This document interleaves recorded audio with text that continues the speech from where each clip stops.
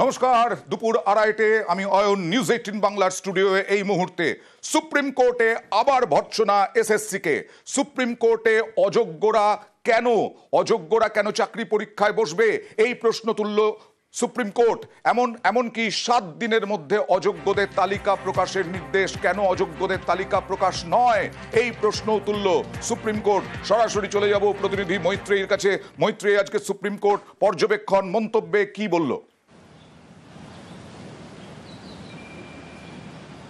দেখো, আজকে সুপ্রিম কোর্টের অবস্থান কিন্তু যথেষ্ট কড়া ছিল এবং দুটি পৃথক মামলায় সর্বোচ্চ আদালতে বিচারপতি সঞ্জয় কুমার এবং বিচারপতি সতীশ শর্মার বেঞ্চ স্কুল সার্ভিস কমিশনকে কার্যত ভর্ৎসনা করে।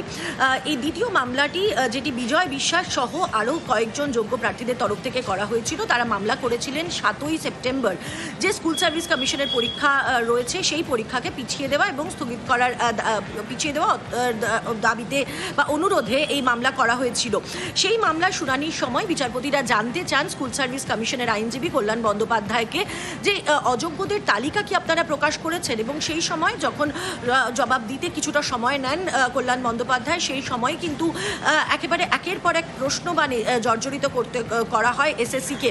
তাদের প্রশ্ন যে অযোগ্যদের তালিকা কেন এখনো পর্যন্ত প্রকাশ করা হয়নি, কেন অযোগ্যদেরকে লুকাতে চাইছে স্কুল সার্ভিস কমিশন, এই প্রশ্নের মুখে আজকে স্কুল সার্ভিস কমিশনকে পড়তে হয়। এবং তার পরিপ্রেক্ষিতে স্কুল সার্ভিস কমিশনের আইনজীবী কল্যাণ বন্দ্যোপাধ্যায় তিনি জানিয়ে দেন যে 7 দিনের মধ্যে তারা, আদালত যদি চায় 7 দিনের মধ্যেই তালিকা প্রকাশ করবে স্কুল সার্ভিস কমিশন। আমি আসবো তোমার কাছে। কল্যাণ বন্দ্যোপাধ্যায় কি বললেন একবার দেখাবো। 2 তারিখের মধ্যে সমস্ত আনটেন্টেড টিচারদের তাদের অ্যাপ্লাই করতে হবে এবং 7 তারিখ এবং 14 তারিখে যে পরীক্ষা হওয়ার কথা আছে সেই পরীক্ষা হবে। এবং 3 নম্বর হচ্ছে যত টেন্টেড টিচার, যাদের টেন্টেড আছে তাদের নামগুলো পাবলিশ করে ওয়েবসাইট, এসএসসির ওয়েবসাইট। এটা তো সুপ্রিম কোর্টের নির্দেশের কথা বললেন, কিন্তু মৈত্রেয়ী, সুপ্রিম কোর্টে কি এসএসসি বলেছে যে হ্যাঁ তারা পারবে অযোগ্যদের তালিকা প্রকাশ করতে?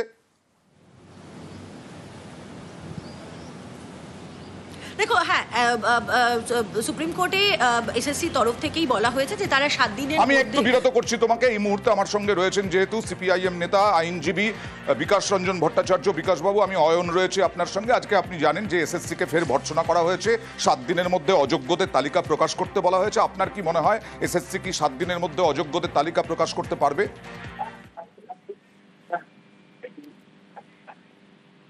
বিকাশবাবু, বিষয়টা যোগ্য অযোগ্য নয়, বিষয়টা হচ্ছে দুর্নীতিগ্রস্ত সরাসরি আর কিন্তু দুর্নীতির ফলে শিকার। সুতরাং এক্ষেত্রে সরকারের সুপ্রিম কোর্টের জাজমেন্টের পর প্রাথমিক দায়িত্ব ছিল সরাসরি দুর্নীতিগ্রস্তদের লিস্টটা প্রকাশ করে দেওয়া। তারা করেননি, চালাকি করছিলেন। আজকে সুপ্রিম কোর্ট বলে দিয়েছেন করতেই হবে। এখন আমার নিজের ধারণা এখনো সরকার এটা করবে না, কেন হয়তো দুর্নীতিকে বাঁচাতে চায়, আরো অনেক কায়দা কানুন করার চেষ্টা করবে, শেষ পর্যন্ত ধবাস করে মুক্ত দিয়ে পড়বে, এই আর কি। ওকে, বেশ, ধন্যবাদ। বিকাশ রঞ্জন ভট্টাচার্য বললেন যে সরকার হয়তো করবে না, অন্যভাবে কিছু একটা করার চেষ্টা করবে যাতে দুর্নীতিকে বাঁচাতে চায়। আবার বলছি, এসএসসি যে প্রশ্নটা রেখেছিলাম মৈত্রেয়ীর কাছে, যে মৈত্রেয়ী, এসএসসি কি বলেছে করবে?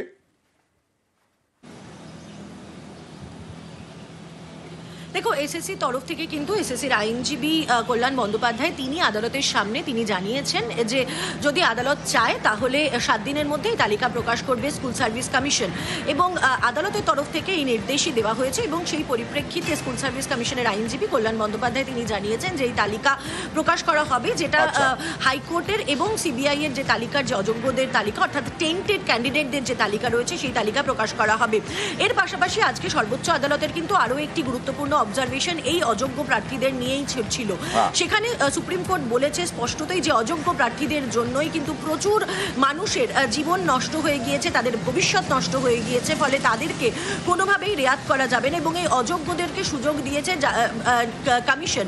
ফলে সেক্ষেত্রে দাঁড়িয়ে কমিশনেরও কিন্তু দায় বর্তায়, তেমনটাই কিন্তু ইঙ্গিত করেছে আজকে সর্বোচ্চ আদালত। এবং তারা স্পষ্টতই জানিয়ে দিয়েছে যে 7 তারিখে যে পরীক্ষা হতে চলেছে, 7 এবং 14 তারিখে, এই পরীক্ষার উপরে কিন্তু কড়া নজর রাখছে সর্বোচ্চ আদালত এবং প্রয়োজনে তারা ইন্টারভিউও করতে পারেন, সেই ইঙ্গিতও কিন্তু সর্বোচ্চ আদালতের তরফ থেকে দিয়ে রাখা হয়েছে।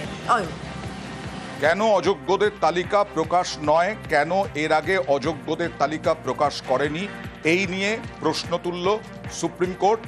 সুপ্রিম কোর্টের প্রশ্নের মুখে এসএসসি এবং তাকে বলা হলো 7 দিনের মধ্যে, এসএসসিকে বলা হলো 7 দিনে এসএসসির ওয়েবসাইটে তালিকা প্রকাশের নির্দেশ। কল্যাণ বন্দ্যোপাধ্যায় এসএসসির আইনজীবী, তিনি কি বলেছিলেন আরো একবার দেখাবো। 2 তারিখের মধ্যে সমস্ত আনটেন্টেড টিচারদের তাদের অ্যাপ্লাই করতে হবে এবং 7 তারিখ এবং 14 তারিখে যে পরীক্ষা হওয়ার কথা আছে সেই পরীক্ষা হবে। এবং 3 নম্বর হচ্ছে যত টেন্টেড টিচার, যাদের টেন্টেড আছে তাদের নামগুলো পাবলিশ করে ওয়েবসাইট, এসএসসির ওয়েবসাইট। কথা বলবো তৃণমূল মুখপাত্র জয়প্রকাশ মজুমদারের সঙ্গে। জয়প্রকাশ বাবু, বিরোধীরা বলছে, তাদের সঙ্গে কথা বলেছিলাম, তারা বলছে এসএসসি এরমভাবে প্রকাশ করবে না, মানে রাজ্য প্রকাশ করবে না সুপ্রিম কোর্ট বলা সত্ত্বেও, কারণ তারা দুর্নীতিকে বাঁচাতে চায় আর তাই কলকাঠি নেড়ে আবার চেষ্টা করবে এসএসসি অযোগ্যদের তালিকা প্রকাশ না করার। কি বলবেন? দেখুন, এটা কোর্টের ব্যাপার। বাইরে আমি কি বললাম, আপনি কি বললেন, বিরোধী আরেকজন নেতা কি বললেন, তার উপরে তো এটা নির্ভর করছে না। যেটা সুপ্রিম কোর্ট যেটা এসএসসি কে বলেছেন বা নির্দেশ দিয়েছেন, এসএসসি কে সেই কাজটা পারফর্ম করতে হবে। এবার একটা জায়গায় একটা প্রশ্ন আছে, সেই কাজটা পারফর্ম করতে গেলে প্রয়োজনীয় তথ্য, কারণ এটার উপরে তদন্ত করেছিল সিবিআই।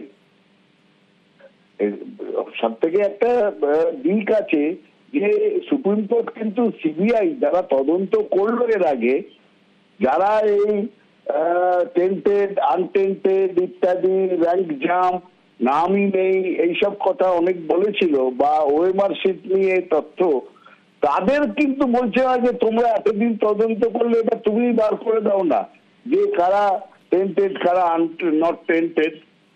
এটা তো সিবিআই সমস্ত হার্ড ডিস্ক ইত্যাদি নিয়ে গিয়েছিল, আমরা যা কাগজে পড়ে দেখেছি।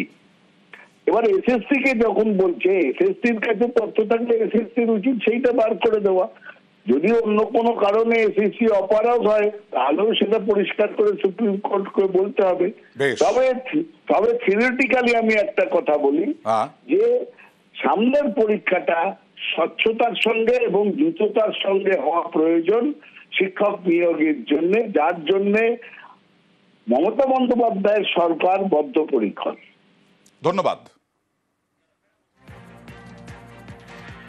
আর আজকে ছাত্র পরিষদ, তৃণমূল ছাত্র পরিষদের সমাবেশ থেকে বিরোধীদের তোপ দাগলেন নিয়োগ এবং রেজাল্ট নিয়ে মমতা বন্দ্যোপাধ্যায়। মামলার পর মামলা করে নিয়োগ এবং রেজাল্ট আটকানো হচ্ছে বলে তোপ।